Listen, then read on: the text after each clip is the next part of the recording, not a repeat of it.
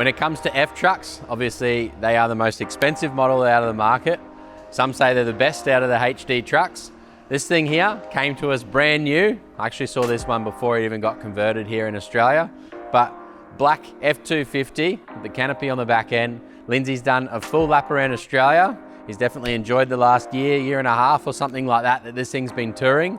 60,000 kilometers on the clock. And what we're going to do here today is walk around and I'll give honest feedback as to the condition of the vehicle, the pros, the cons, the struggles that Lindsay had on the road that I knew about anyway, and just how capable this F-Truck was to get him and his family around Australia and home safely in one piece.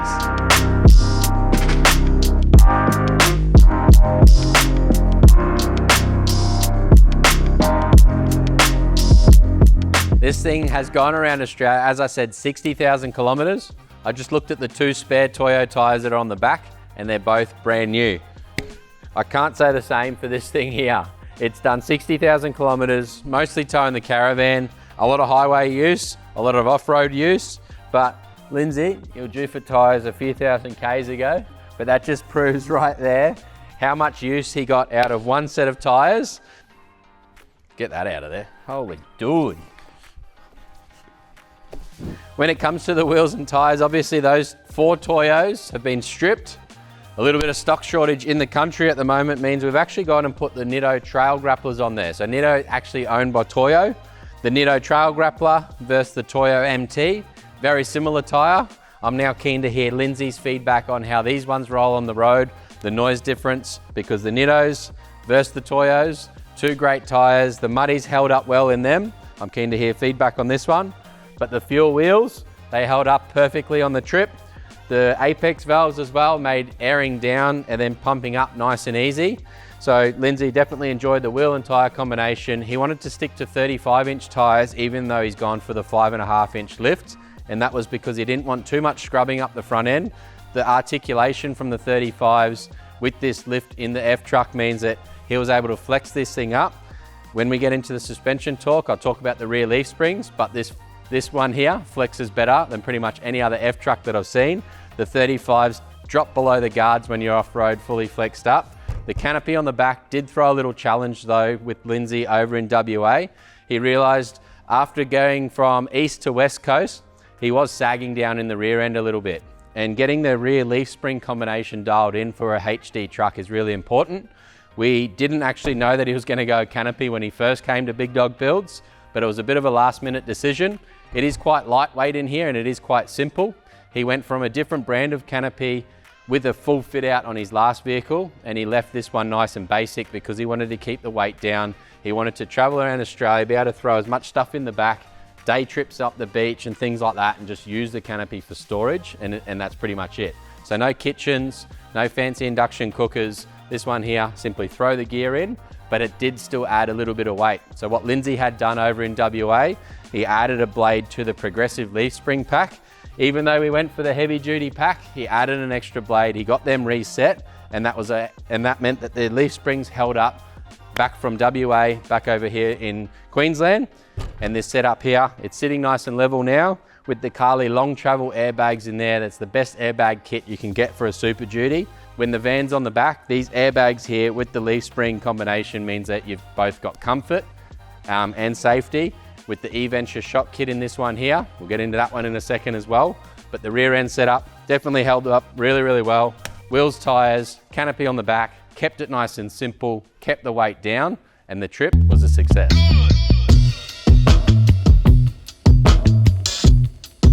When it comes to the front end, Lindsay went for a pretty simple setup. He kept the factory bar.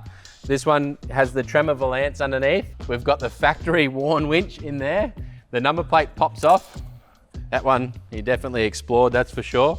But the flexi plate simply pops off with the little Velcro on there. The worn winch was able to be used quite easily. Throw that one in the back seat. If you're going to hit water crossings, that's when you remove these plates, the flexi with the Velcro as well. But it's amazing how strong and how well they sit on there. And then the Baja linkables up the front end as well. Mixed with the Big Dog Builds accessory rack was enough light. Lindsay's sent a few different night videos, and the punch from these little Baja lights on the front end with the spread So you got a mixture of spotlights in there, and then you got the flood on the outsides and the combos in here as well.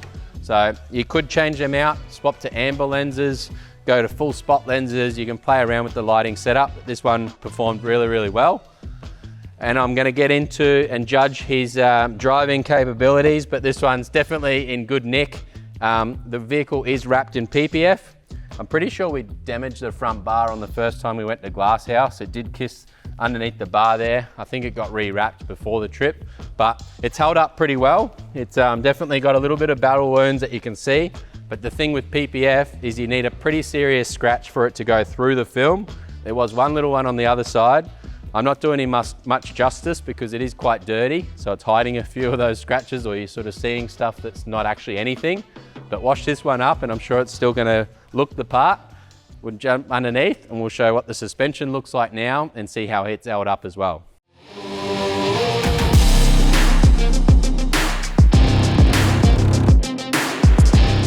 When it comes to the undercarriage of this vehicle, one thing that's different to this one here compared to a Super Duty overlanding or traveling around the US, it's the red dirt. The red dirt is caked on everywhere.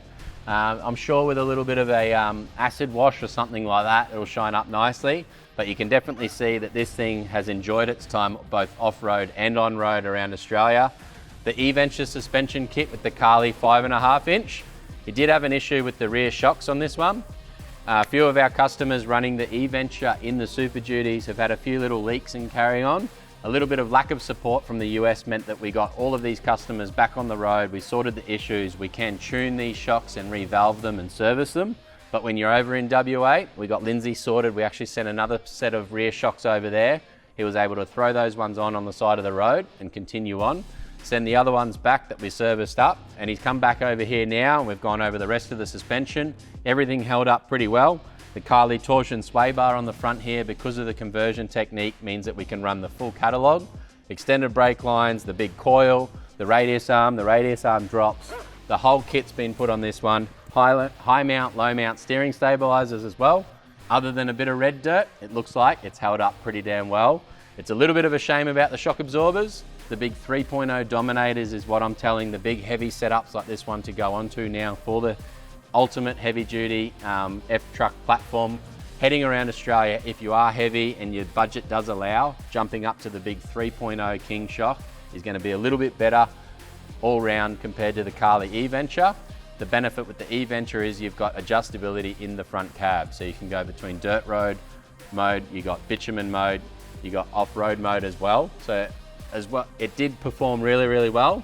It's just had a couple little issues with shocks leaking, which isn't fun for anyone. But at the end of the day, back on the road in no time, sorted, and back here in one piece, like I said before.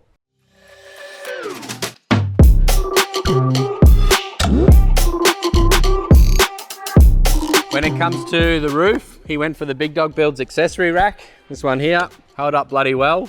Steady 50-inch curved light bar on the front of this one. The GME fold down bracket for the UHF. Max Tracks on the other side. And being a platinum model, you can still use the full sunroof. Being a massive sunroof in the Super Duty, you've got a couple little crossbars there, but this one definitely looked like it held up really, really well. I'll check if the lights still work, mind you. Yeah, there you go. So Baja lights in the front end, the steady light on the roof rack as well. Definitely held up nice and well. The benefit with the Big Dog Builds accessory rack, like I said, you can still use the full sunroof. I'll flick on the little side lights.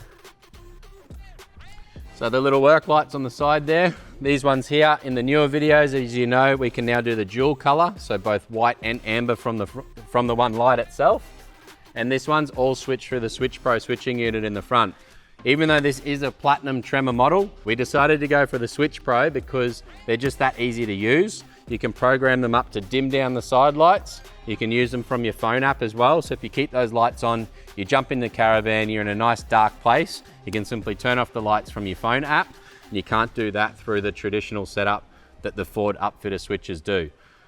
By doing the Ford upfitter switches, you have to double relay everything under the bonnet, the little fuse box to get your high beam triggers in place. With your Switch Pro, simple inputs, simple usability, and they haven't let us down yet. So going through the rest of the vehicle, I'm not going to go in and look interior wise and have a look at everything in there. Still got the family little kid seats in the back. The side steps drop down with each door. Everything seems to be working really, really well from a Ford perspective. All the aftermarket accessories, other than a little bit of general wear and tear, a bit of fading, a little bit of this, a little bit of that, a little bit of stone chips. You're going to get that when you travel around Australia.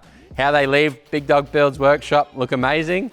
How they come back, I think it still looks amazing. After a bit of a tub, this thing here I'm sure shines up really, really nicely. The PPF means that all those little scratch marks down the side, I did see a little bit of that on the glass on the windows itself, but it's held up pretty damn well in my opinion. If you like this F-Truck and you want to travel around Australia, check this video out here. If you want to see these things boogie up the beach, don't forget about this series here as well.